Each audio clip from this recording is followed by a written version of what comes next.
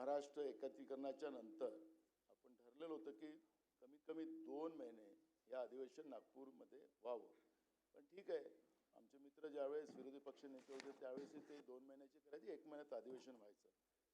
पण मला असं वाटतं अध्यक्ष महाराज की आपण आज पुरवणी मागण्या हे पण सादर करून म्हणजे आज मांडलेलं जायचं अध्यक्ष महाराज, आणि सगळे बिलं पण आहे. अध्यक्ष महाराज, सरकारला एवढी घाई काय इथून पळून जायची? आपलं मी एक पेपरला बातमी वाचली होती की आचारसंहिता लागतील, हे लागतील. अध्यक्ष महाराज, चाललेली प्रोसेस आहे ना.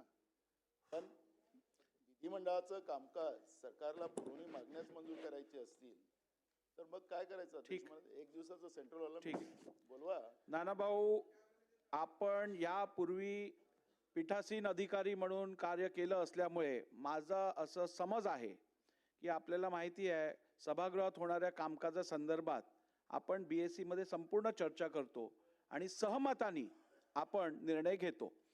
आपण या BSc ला उपस्थित नव्हतात, त्याची कारणं काही वेगळी असतील, परंतु BSc मध्ये या संदर्भात सर्वांच्या सहमतीने मी निर्णय घेतलेला आहे.